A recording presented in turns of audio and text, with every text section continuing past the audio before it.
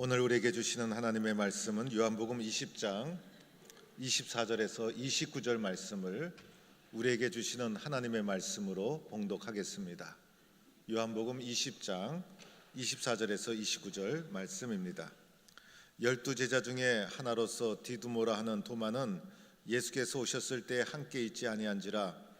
다른 제자들이 그에게 이르되 우리가 주를 보았노라 하니 도마가 이르되 내가 그의 손에 못자국을 보며 내 손가락을 그 못자국에 넣으며 내 손을 그 옆구리에 넣어보지 않고는 믿지 아니하겠노라 하니라. 여드레를 지나서 제자들이 다시 집 안에 있을 때에 도마도 함께 있고 문들이 닫혔는데 예수께서 오사 가운데 서서 이르시되 너희에게 평강이 있을지어다 하시고 도마에게 이르시되 내 손가락을 이리 내밀어 내 손을 보고 내 손을 내밀어 내 옆구리에 넣어보라. 그리하여 믿음 없는 자가 되지 말고 믿는 자가 되라. 도마가 대답하여 이르되 나의 주님이시요 나의 하나님이시니이다. 예수께서 이르시되 너는 나를 본고로 믿느냐? 보지 못하고 믿는 자들은 복되도다 하시니라. 아멘. 할렐루야. 결혼을 앞둔 신랑과 신부에게 상대방의 장점과 단점을 써보라고 하면 결혼을 앞둔 신랑과 신부는 단점은 쓸 것이 없고 장점만 많이 쓰게 됩니다.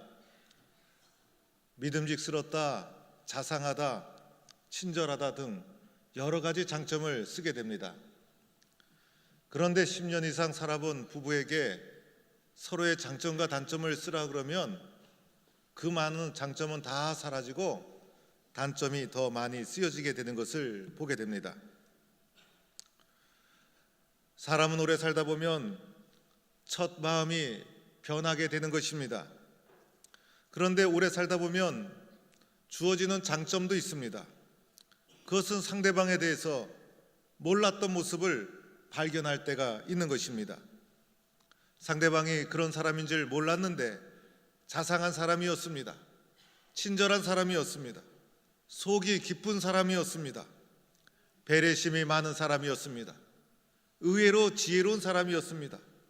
의외로 뚝심이 있었던 사람이었습니다. 그래서 몰랐던 상대방의 장점에 대해서 세월이 가면서 더 깊이 있게 알게 될 때가 있는 것입니다.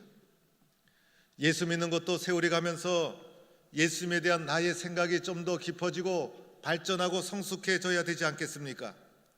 처음 믿을 때와 똑같이 10년이 가도 20년이 가도 변함이 없다면 그것이야말로 문제가 있는 것이고, 세월이 갈수록 예수님에 대한 마음과 고백이 깊어지고 넓어지고 발전해서 새롭게 예수님이 발견되고 고백되어지는 것, 이것이 참으로 소중한 일이다 생각이 됩니다. 예수님의 제자 도마는 부활하신 예수님을 향해서 나의 주님이시여 나의 하나님이시니이다, 이렇게 체험적 신앙 고백을 그의 말년에 하게 됩니다. 도마의 고백은 초기의 한 고백이 아니죠. 예수님의 제자로 끝까지 함께한 제자가 예수님의 죽으심과 부활을 경험하고 나서 마지막 시점에 가서 고백한 것이 도마의 고백입니다. 예수님이 살아계실 때 베드로가 주는 그리스도시요 살아계신 하나님의 아들입니다, 이 신앙 고백의 표준이라 할 수 있는 아름다운 고백을 했고, 예수님은 그 고백을 기쁘게 받아주시고 베드로를 크게 칭찬해 주셨습니다. 그런데 도마의 신앙 고백은 베드로의 신앙 고백과 상황이 달랐습니다. 먼저 도마의 신앙 고백은 예수님이 십자가에 죽으신 이후에 있어진 사건이었습니다.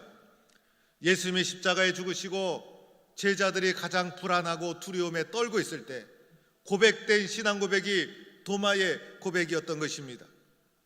예수님이 십자가에 죽으시자 제자들이 뿔뿔이 흩어지게 되었죠. 엄청난 상실감과 실패감에 휩싸이게 됩니다. 유대인들은 예수를 따르는 제자들을 죽이려고 이게 탄압하던 시기였습니다. 제자들의 마음은 불안하고 두려움에 가득 차게 됩니다. 요한복음 20장 19절에 제자들이 모였을 때 문을 닫고 모였다, 이것은 핍박의 시기였다는 것을 말해주고 있는 것입니다.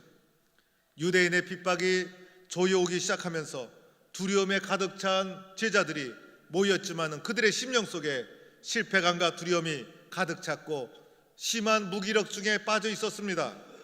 그래서 그들이 문을 걸어 잠그고 은밀하게 모여 있을 때 부활하신 예수님이 그들에게 나타나 주신 것입니다. 부활하신 예수님이 제자들에게 나타나셔서 너에게 평강이 있을지어다, 너에게 평강이 있을지어다, 이 말씀을 한 번만 한 것이 아니라 19절, 21절, 26절 세 번에 걸쳐 이렇게 반복하며 강조하면서 말씀해 주신 것은 역으로 그들의 처한 상황이 그만큼 두렵고 불안했다는 것을 반증하고 있는 것입니다. 그래서 예수님께서는 평안이 있을지어다라고 말하면서 두려워하는 그들을 격려하고 위로하는 것이 부활하신 예수님의 모습이었던 것입니다. 도마의 신앙 고백은 이렇게 불안한 상황, 두려운 상황에서 고백되어진 것입니다. 제자들의 마음이 낙심이 가득 차고 절망이 찾아오고 있을 때 가장 고백하기 어려운 그런 상황 속에서 도마가 주님을 향해서 나의 주님이시요 나의 하나님이시니다, 그래서 도마의 신앙 고백은 의미가 있고 가치가 있다는 것입니다. 사랑하는 성도 여러분, 우리도 어렵고 힘들 때 있지 않습니까? 불안하고 두려울 때가 있지 않습니까? 내가 잘되고 기쁘고 충만할 때는 주님 사랑합니다, 주님 고맙습니다, 저는 주님밖에 없습니다라고 얼마든지 말할 수가 있을 거예요.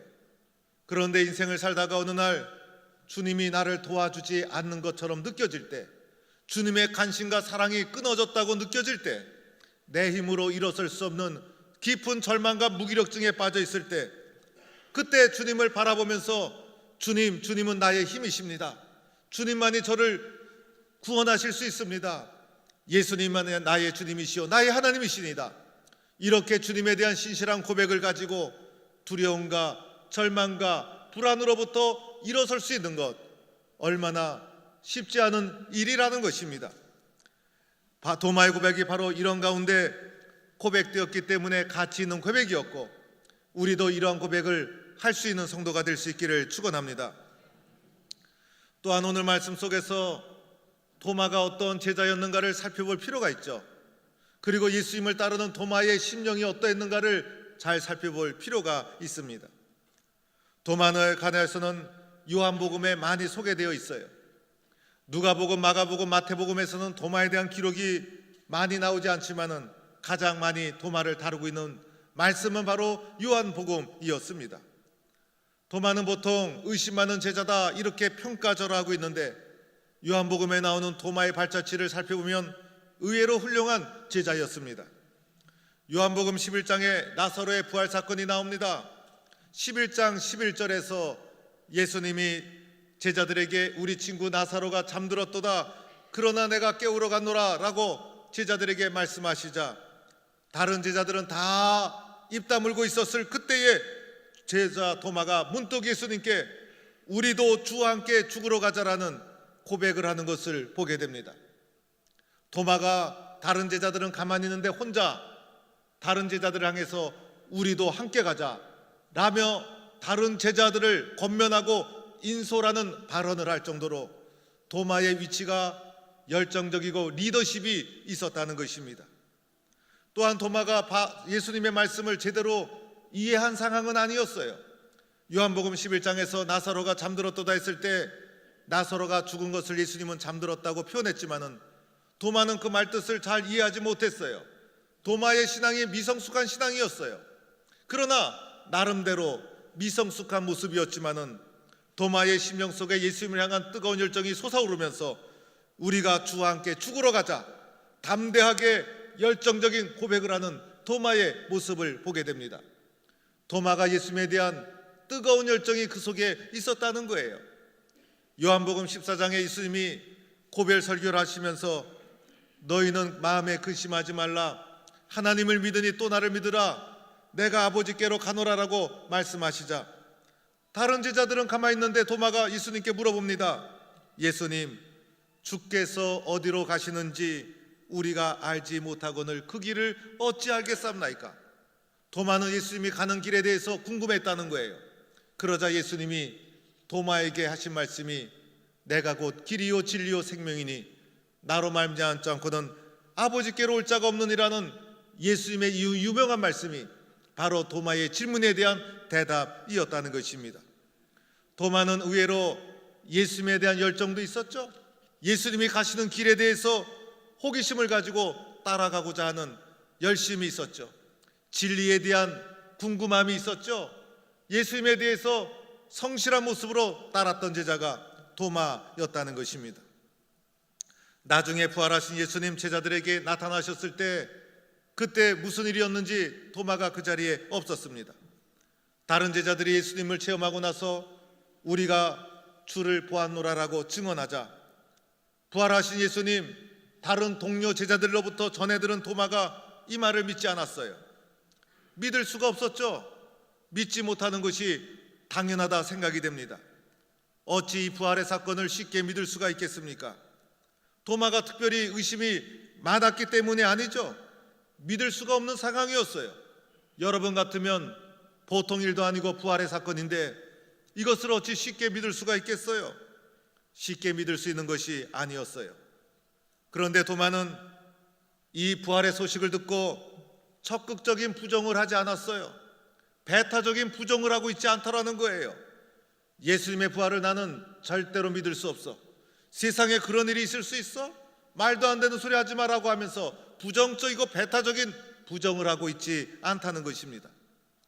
도마가 한 고백을 자세히 살펴보면 내가 그의 손에 못자국을 보며 내 손가락을 그 못자국에 넣으며 내 손을 그 옆구리에 넣어보지 않고는 믿지 않겠노라. 무엇을 말합니까? 오늘 이 말씀 때문에 도마를 가리켜 의심하는 제자다 이런 별명이 붙고 말았어요. 그런데 이런 의심 여러분 속에는 없습니까? 우리의 마음속에도 의심이 늘 따라오고 있죠. 믿음의 길에는 의심이 늘 따라오게 되어 있어요. 그래서 마귀 중에 최고의 마귀가 의심마귀라 하지 않습니까? 그러나 의심이 있지만은 의심을 듣고 믿음을 선택하며 걸어가는 것이 우리들의 삶의 모습 아닙니까?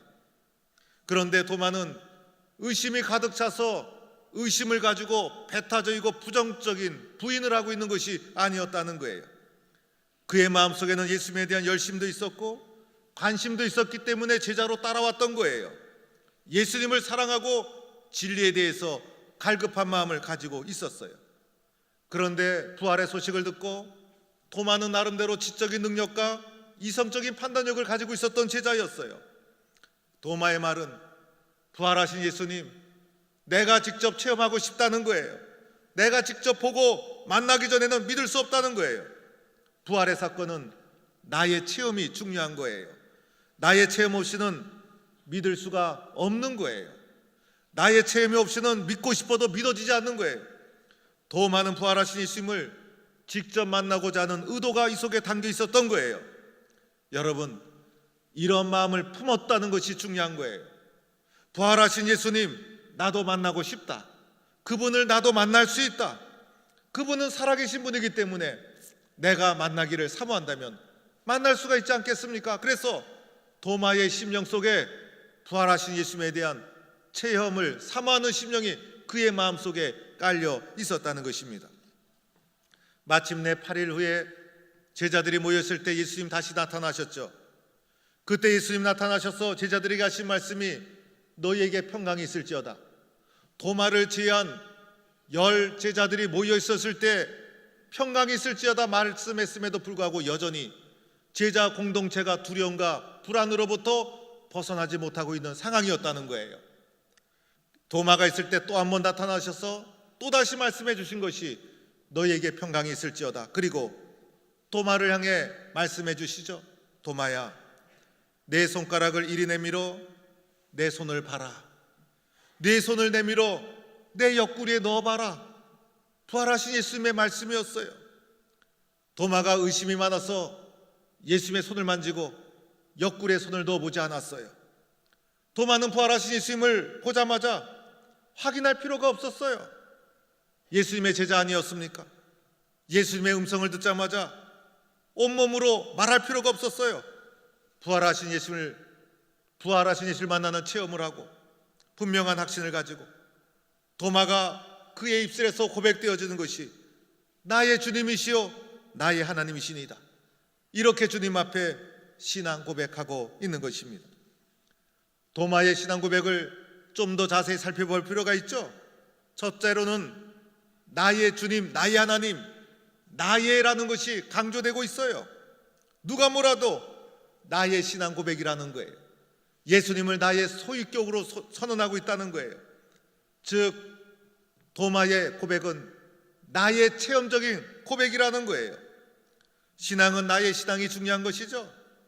다른 사람이 예수 잘 믿는데 나에게 신앙이 없다면, 내가 교회는 자주 나왔지만은 나에게 신앙이 없다면 무슨 문제가, 뭐가 소용이 없는 거예요. 신앙이라는 것은 내 확신, 내 체험, 나의 신앙, 나의 신앙이 그 무엇보다도 중요한 거예요. 도마의 신앙 고백은 베드로의 고백보다 체험적인 고백이었어요. 체험보다 더 강한 것이 어디에 있겠어요? 체험을 넘어설 수 있는 것이 어디 있겠어요? 그래서 도마는 요한복음 마지막에 가서 나의 주님이시요 나의 하나님이시니다, 체험이 강조되는 나의 고백으로 예수님을 신앙 고백하고 있다는 거예요. 또한 그가 고백하는 내용을 보면 나의 주님 이렇게 고백하죠. 주님이라는 것은 주인이라는 의미를 가지고 있죠. 내 인생의 주인은 누구입니까? 내 인생의 주인은 바로 나 아닙니까? 그래서 우리는 나를 포기하지 못해서 나를 채우기 위해서, 내 욕심을 채우기 위해서 몸부림치며 살아가는 것이 우리들의 모습. 그런데 예수님 만나고 나서 도마는 내 인생의 주인 나를 겸손히 내려놓고 내 인생의 주인 자리에 예수님을 모셔드리게 됩니다. 그래야 주님을 나의 주님으로 고백하죠. 내 인생, 내 삶, 내 모든 것 내가 주인이 아닙니다. 나의 주인은 바로 예수님이십니다. 예수님, 주인 되신 예수님, 저를 마음 놓고 사용해 주세요. 저는 예수님의 주인 되심을 선포하고 주인 되신 예수님 앞에 순종하며 살겠습니다. 이것이 도마의 신앙 고백이었다는 거예요. 또한 도마의 고백은 나의 하나님 이렇게 고백하죠. 부활하신 예수님, 그 예수님이 바로 창조주 하나님, 유일하신 하나님, 전능하신 하나님이 되심을 신앙 체험으로 고백하고 있다는 것이에요. 사랑하는 성도 여러분, 도마의 이런 고백이 예수님 살아있을 때 한 것이 아니었어요. 예수님 죽으시고 부활하신 예수님 만나고 나서 나의 주님, 나의 하나님, 나의 체험으로 신앙 고백하고 있다는 거예요. 우리가 예수님의 제자로 살아온 것이 아니죠. 예수님 살아있을 때 예수님의 실제 제자로 우리가 산 것이 아니었잖아요. 예수님의 음성을 직접 듣고 예수님과 함께 음식을 먹고 예수님의 몸을 만지고 예수님과 함께 살았던 체험이 우리에게는 있는 것이 아니죠. 그러나 도마의 신앙 고백은 예수님 죽으신 후에 부활하신 예수님 만난 후에 성숙한 나의 신앙의 고백을 하고 있다는 거예요. 부활하신 예수님 오늘도 살아계신 줄 믿습니까? 그러면 우리도 도마처럼 체험적인 신앙의 고백을 나의 고백으로 할 수가 있다는 것입니다. 또한 제자 중에 요한도 있었고 야고보도 있었고 안드레도 있었고 빌립도 있었고 훌륭한 제자들이 많이 있었죠. 예수님 공생의 기간 중에 도마는 탁월한 제자가 아니었어요. 도마는 중간 아래쯤 되지 않았을까? 그런데 베드로가 이렇게 신앙 고백했다면 사람들은 베드로니까 당연하지 이렇게 받아들일 수 있었을 거예요. 그런데 예상하지 못했던 도마가, 앞장서지 못했던 도마가 두려움 가운데 있었던 제자 공동체 가운데서 가장 먼저 나의 하나님, 나의 주님이라는 부활하신 예수님에 대한 적극적이고 실천적인 고백을 하고 있다는 거예요. 이 고백이 잠자는 제자들의 영혼을 깨웠어요. 불안에 떨고 있는 제자 공동체를 이렇게 세워주었어요. 그래서 초대교회를 살리는 아름다운 신앙의 고백이 되고 말았다는 것이에요. 내가 오랫동안 예수를 믿어도 한 번도 뜨겁게 헌신해 본 적이 없을지라도, 주님의 일에 항상 앞장서 본 적이 없을지라도, 교회를 항상 열심히 다니긴 했지만은 미지근한 신앙으로 주님 앞에 나왔을지라도 나도 주님을 만날 수 있고 내가 나의 하나님 나의 주님이라는 예수님의 신앙 고백을 변화된 모습으로, 성숙한 모습으로 신앙 고백을 한다면, 변화된 모습으로 주님 앞에 살아간다면 나의 변화된 모습이 가정을 살리고 교회를 살리고 놀라운 역사가 일어나는 신앙 고백이 될 수가 있다는 거예요. 실제로 도마의 고백은 참으로 훌륭하게 쓰임받게 됩니다. 요한복음은 실제로 20장에서 끝나는 거예요. 오늘 도마의 신앙 고백이 있은 이후에 요한복음 20장 30절에 요한복음을 기록한 목적을 요한이 진술합니다. 요한이 이렇게 진술하죠. 30절에 31절에 오직 이것을 기록함은 너희로 예수께서 하나님의 아들 그리스도이심을 믿게 하려 합니다. 이 요한복음을 기록한 목적이 있어요.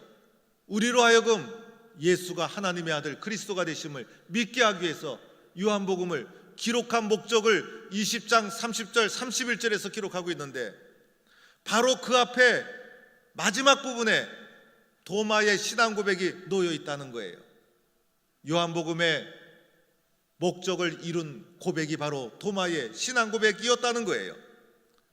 요한복음은 실제로 도마의 신앙 고백으로 끝이 나요. 그래서 도마의 신앙 고백이 요한복음의 결론으로 맺고 있을 정도로 도마의 신앙 고백은 훌륭하고 가치 있게 쓰여지고 있다는 거예요.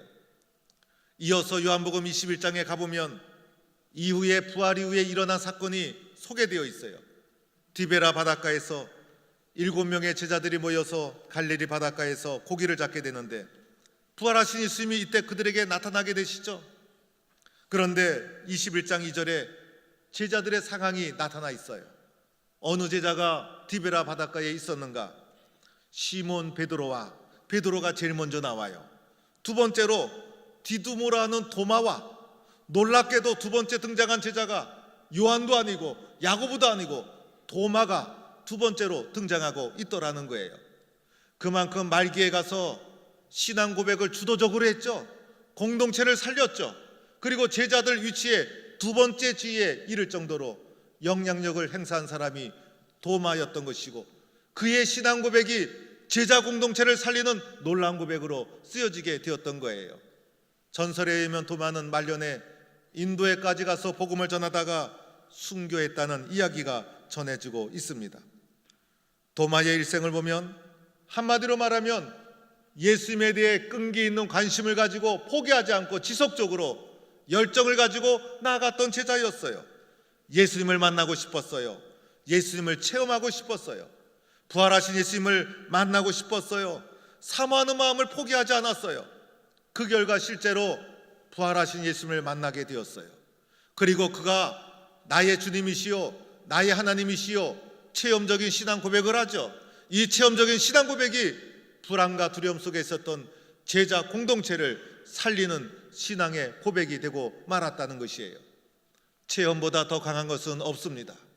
나의 신앙의 고백이 이런 체험적인 도마와 같은 신앙 고백이 될 수 있기를 바랍니다. 예수님께서 우리에게 말씀하셨죠. 믿음 없는 자가 되지 말고 믿는 자가 되어라. 그리고 또 우리에게 이렇게 말씀해 주셨어요. 너는 나를 본고로 믿느냐? 보지 못하고 믿는 자들은 복되도다. 도마도 이렇게 훌륭하게 쓰임받았지만은 우리도 도마보다 더 훌륭하게 쓰임받을 수 있는 복된 자가 될 수 있는 길이 있다는 거예요. 너는 나를 본고로 믿느냐? 보지 못하고 있는 자들은 복되도다. 부활하신 예수님 오늘도 살아계신 줄로 믿습니다. 우리 부활하신 예수님 만나고자 하는 열심과 사모하는 심령을 가지고 오늘도 말씀과 기도로 주님 앞에 나간다면 주님은 나에게 찾아오실 것입니다. 그리고 나는 나의 입술로 주는 나의 주님이시요 나의 하나님이시다. 신앙 체험적인 고백이 내 속에서 고백되어지고 터져나올 때 그 고백은 불안과 두려움 그리고 시련으로부터 나를 이겨 나갈 수 있도록 만들어주는 능력이 될 것입니다. 이러한 사모하는 마음을 가지고 주님 앞에 살아가 체험적인 신앙 고백인으로 주님 앞에 쓰임받는 성도가 되기를 주의 이름으로 축원합니다. 하나님, 주님을 사랑하게 하시고 주님을 어떠한 상황에서든 간에 기억하고 사모하고 사랑하는 자가 되게 하여 주옵소서. 말씀과 기도로 주님 앞에 나가게 하여 주옵소서. 그리하여 살아계신 하나님, 오늘도 부활하셔서 우리와 함께 하시는 예수님, 나도 만나서 나의 입술과 마음으로 예수님은 나의 주님이시요 나의 하나님이십니다. 체험적인 신앙 고백이 고백되어져서 나를 살리고 교회를 살리고 가정을 살리는 능력 있는 체험적 신앙인으로 나를 변화시켜 주옵소서. 예수님의 이름으로 기도하옵나이다. 아멘.